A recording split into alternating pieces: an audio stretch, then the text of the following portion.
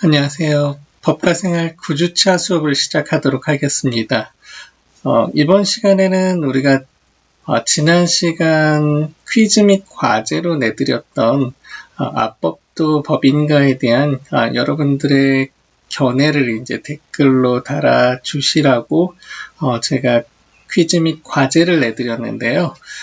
우리 55명 학생이 퀴즈에 대한 댓글을 남겨주셨고요. 그 결과가 압법은 법이 아니다라는 거에 이제 26명의 학생이 압법은 법이 아니다라고 댓글을 남겨주셨고요. 그리고 압법도 법이다라고 판단하신 학생들이 29분이나 돼요. 그래서 거의 막상막하더라고요. 제가 한 명 한 명 댓글들을 한 2번 정도 확인하면서 처음에 압법은 법이 아니다라는 댓글이 많다가 또 압법도 법이다라는 글이 또 앞서 나가다가 엎치락 뒤치락 하다가 이제 거의 비슷한 수준으로 거의 절반 26대 29로 압법은 법이 아니다와 압법도 법이다 이렇게 결과가 나왔는데요. 제가 과제를 내놓고 이제 설명을 안 드릴 수가 없는 그런 상황이 됐어요. 그래서 이번 시간에 압법도 법인지 우리가 그 법에 대한 그런 개념 이런 것을 이번 시간에 공부를 조금 해보도록 하겠습니다.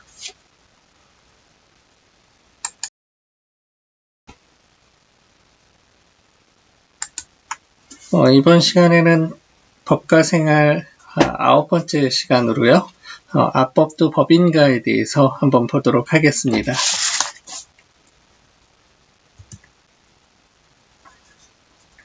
여러분 법을 왜 지키죠? 우리가 첫 수업 시간에서도 이런 질문을 드렸는데요. 법에는 크게 구속력과 강제력 이렇게 두 가지가 있습니다.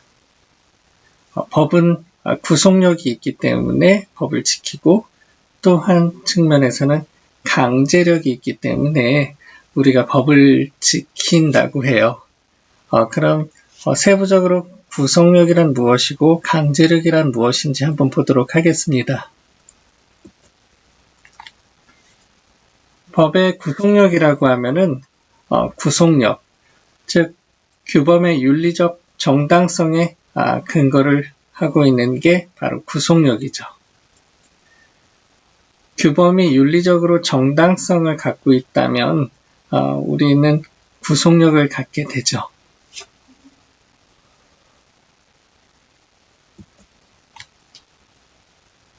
다음으로 법의 강제력인데요.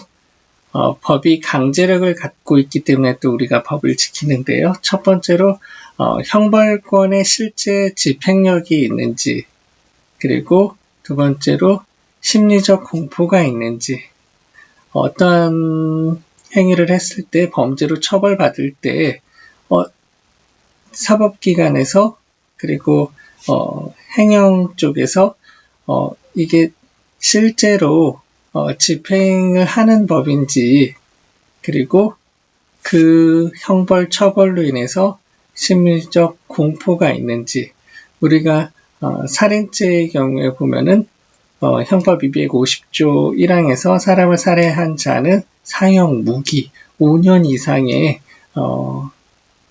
징역에 처해지는데요. 사람을 살해한 사람은 형사처벌을 받죠. 우리나라에서 가장 중한형으로 처벌받게 되는데요. 그 최고는 사형이에요. 사람이 목숨을 잃게 되죠. 그래서 사람을 죽이면 죽는구나. 네. 우리나라에서 사형수들이 2007년도부터 지금 한 3, 4년 정도 실질적으로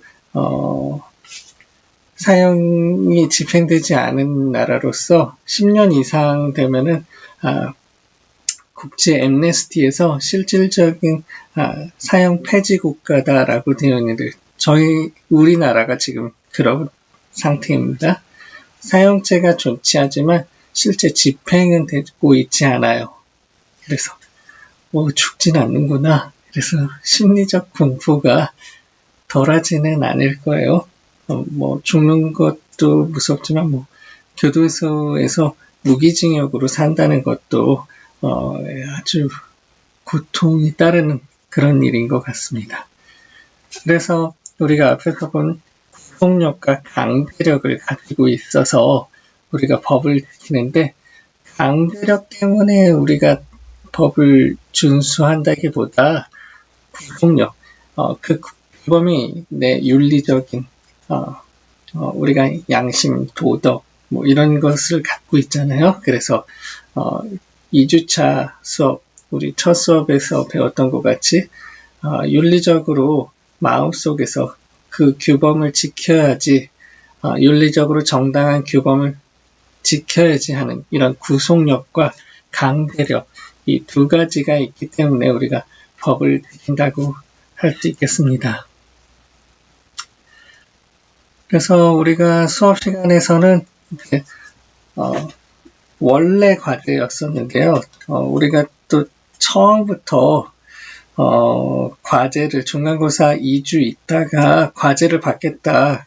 그래서 틈틈이 준비해라 해줬으면 좋겠다라는 말씀을 드렸는데, 여러분들 성실히 너무 잘 해준 학생들이 너무 많이 있어서 너무 감사합니다. 이미 우리가 과제는 너무 부담이 될 것 같아서 없앤다라고 했는데 벌써 다 작성한 학생들이 있어서 작성한 학생들은 제가 출석에서 점수가 깎였다거나 과제를 매 수업 시간마다 우리가 과제가 있었는데 과제를 깜빡했고 제출하지 않았다거나 했는데 우리 원래 과제를 제출한 학생이라면 감점 없이 추가 점수를 줄 수 있는 방안을 한번 생각해 보도록 하겠습니다. 그래서 우리가 소크라테스의 변론이나 이런 책들, 여러분들이 참고할 수 있는 책들을 참고해서 작성하시면 된다고 했는데, 지금 퀴즈 및 과제에서는 그렇게까지는 아니고 어떻게 생각하는지만 간단하게 한두 줄로 요약해 주셨으면 해서 여러분들 많이 좋은 의견들 보내주셨어요. 그래서 소크라테스 때는 소크라테스가 이제 피고인이었죠. 피고인이 선택할 수 있는 방법이 두 가지가 있었는데요. 그 당시에는 이제 형량을 제한받는 거죠. 그리고 두 번째로는 망명을 선택할 수 있는 그런 선택지를 주게 돼 있는데 독배를 마시게 된 거죠. 그래서 우리가 상식적으로 기본 배경 지식으로 알아둬야 할 그런 사항들은 소크라테스의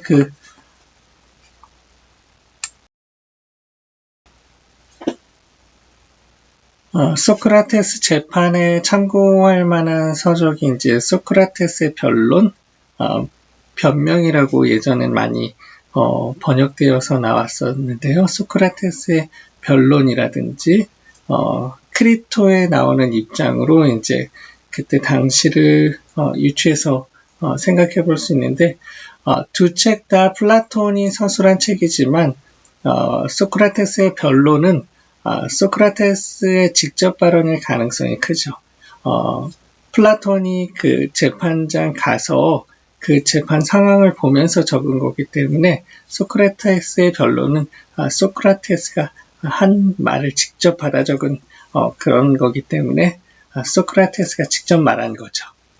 그에 비해서 크리토는 이제 간접적으로 감옥에 이제 면회한 이 사람들을 플라톤이 이야기를 전해 들어서 작성한 거기 때문에 직접적으로 소크라테스가 한 말이라고 볼 수는 없을 거예요. 그래서 그런 것들을 이제 기본 배경으로 아셨다면 첫 번째로 소크라테스가 목숨을 건지기 위해서 탈옥을 했다면 어땠을까? 이랬다면 이제 기존의 소크라테스가 제자들에게 했던 이야기 뭐 이런 것들이 다 거짓말 뭐 이렇게 되는 그런 상황인 거죠. 그래서 소크라테스는 죽음으로 부당한 판결, 부정의한 법 집행, 사법제도의 남용, 사법살인의 항고한 결단이라고 할 수 있고 아테네 정부의 부당함을 죽음으로 이제 고하게 된 거죠. 그래서 소크라테스는 법규범 자체의 문제를 제기하였던 것이 아니라 그릇된 판결, 즉 법제도를 남용하여 정치적 용도로 비판 세력을 제거하는 데 동원한 당시 지배층의 폭거에 저항한 것이다 라는 것을 아시면 될 것 같습니다. 소크라테스의 변론 말고도 우리가 참고할 만한 사항들은 공자의 논어를 한번 보여드릴게요.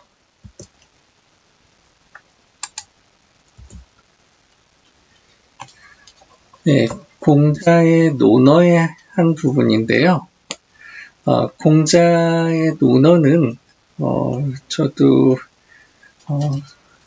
공부를 조금 많이 했었는데요.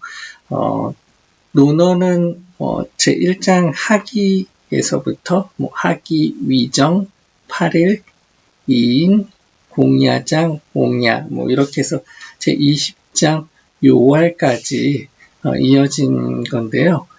우리 이 법의 구속력과 강제력에 관해서 우리가 공자가 논어에서 제15장 위령공에서 이런 말을 했어요. 위령공 제9장이에요. 네, 여러분이나 저나 한자 세대가 아니기 때문에 좀 한자가 어려울 수도 있겠는데요. 네, 자왈, 지사인인, 무구생, 이해인, 유살신, 이성인이라고 했죠. 이 말이 윤리성이 투철하고 강단 있는 자는 목숨을 부지하기 위해서 부도덕한 일을 하기보다는 설사 죽더라도 윤리와 강단에 따라서 행동해야 한다고 한 것이죠. 공자시대 여러분 혹시 언제인지 아세요? AD가 아니고 BC인데요. BC 400년 정도? 그러니까 우리 역사로는 철기 시대 정도 되는 걸로 알고 있는데요. 철기 시대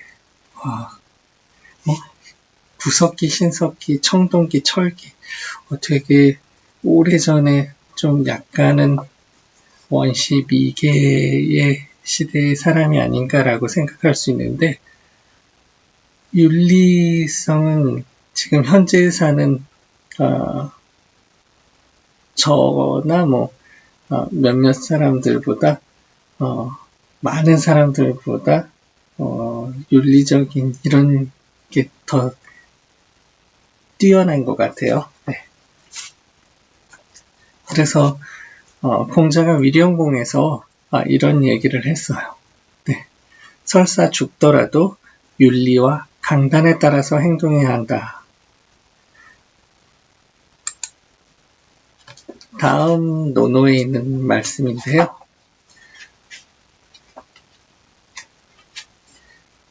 네, 요번 말씀은 자한에 있는 말씀이에요.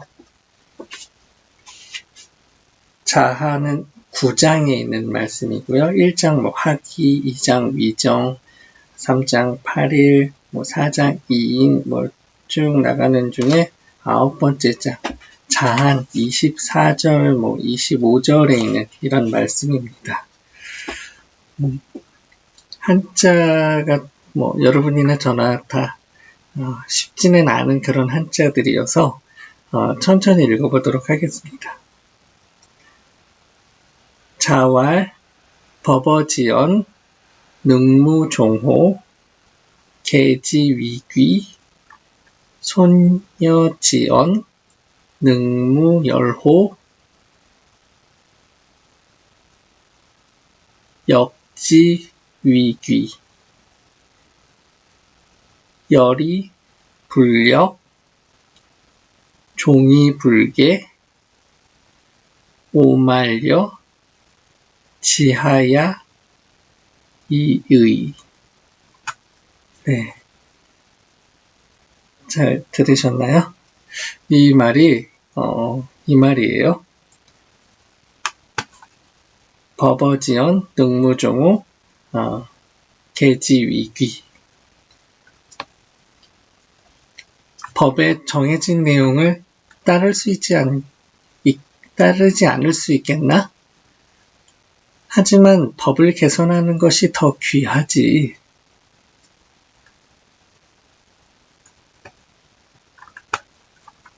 손여지연, 능무열호, 역지위귀. 요 말은 칭찬하는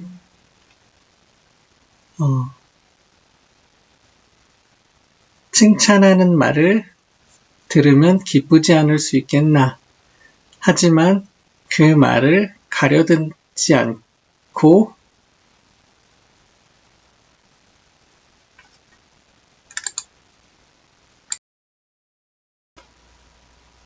네, 두 번째 부분을 다시 한번 해석해보면 칭찬하는 말을 들으면 기쁘지 않을 수 있겠나.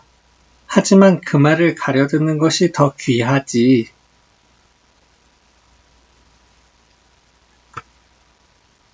열이 불력, 종이 불개, 오말려, 지하야, 이의. 칭찬한다고 좋아하기만 하고 그 말을 가려듣지 않고 법을 따르기만 하고 개선하지 않는 자들은 도무지 어찌해야 할지 모르겠네 라고 공자가 BC 400년 전에 이런 말을 했다고 합니다.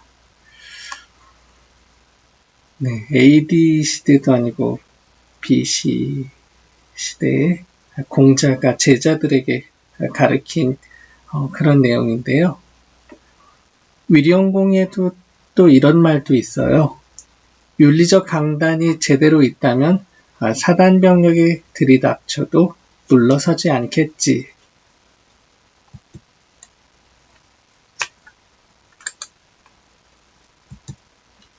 위령공 구절에 있었던 말같이 윤리성이 투철하고 강단 있는 자는 목숨을 부지하기 위해서 부도덕한 일을 하기보다는 설사 죽더라도 윤리와 강단에 따라 행동해야 한다라고 이야기했고요. 다시 한번 자한에 있는 내용을 보면 법에 정해진 내용을 따르지 않을 수 있겠나. 하지만 법을 개선하는 것이 더 귀하지. 칭찬하는 말을 들으면 기쁘지 않을 수 있겠나. 하지만 그 말을 가려듣는 것이 더 귀하지. 칭찬한다고 좋아하기만 하고 그 말을 가려듣지 않고 법을 따르기만 하고 개선하지 않는 자들은 도무지 어찌해야 할지를 모르겠네. 잘못된 악법이 있으면 그대로 따르지 않고 개선하지 않는, 따르기만 하고 개선하지 않는 자는 내가 이런 사람들은 도무지 어찌해야 할지를 모르겠네 라고 이야기한 거죠. 그래서 우리가 여러분들이 댓글 단 내용들을 한번 몇 개만 보도록 하겠습니다.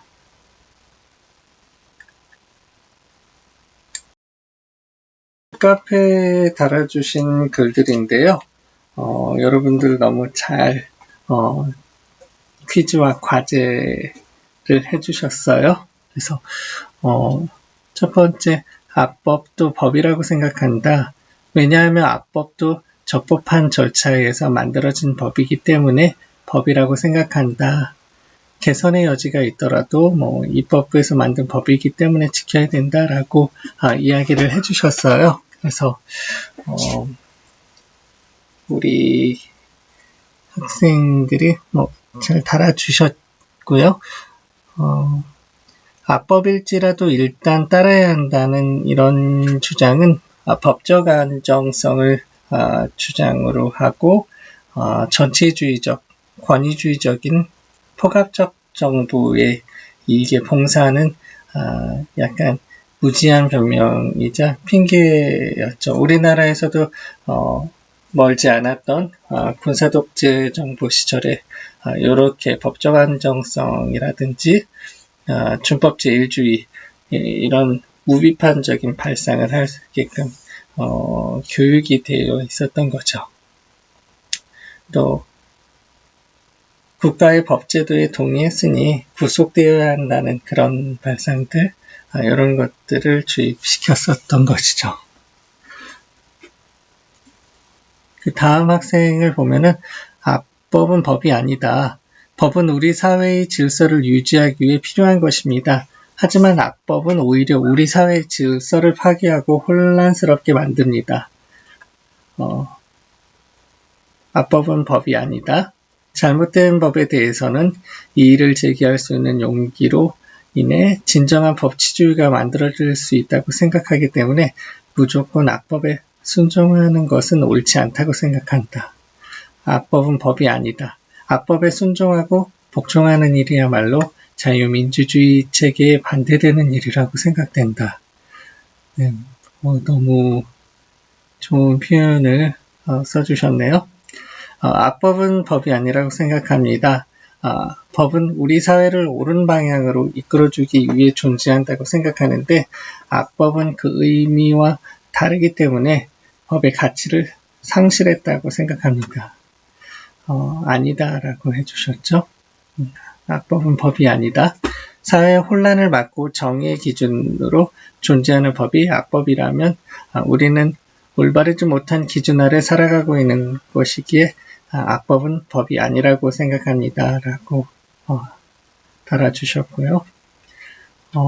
악법도 법이다 라고 많은 절반 이상 학생들이 또 대답을 해주셔서 되게 많이 놀래기도 하고 했습니다. 악법은 법이 아니다. 법이란 우선 모든 사람에게 평등하고 모두가 옳다고 생각하는 것이고 사회를 바른 방향으로 이끌어가야 한다고 생각하는데 악법은 그게 아니기 때문이다. 악법은 법이 아니라고 생각합니다. 법은 사람을 위해서 존재하는데 법이 사람에게 도움이 되지 않는 악법이 되면 그것은 법이 아니게 됩니다. 네, 악법은 법이 아니라고 생각합니다. 그래서 초반에 이제 좋은 댓글들을 많이 달아주셨어요. 네. 만들어진 악법으로 인해 더 많이 피해보는 사람이 많다면 그 법은 고쳐야 하지 않나 생각이 듭니다. 하나만 더 볼까요? 법은 공정성을 갖춰야 한다고 생각하기 때문에 법을 적용하는 사람 본인의 악행이나 권력 남용을 정당화하기 위해서 사용되는 부분도 악법의 모습이라고 할 수 있다면 악법은 법이 아니라고 생각합니다. 그래서 여러분 법대생들보다 더 잘 악법이 법인가에 대해서 대답을 너무 잘 해주신 것 같습니다.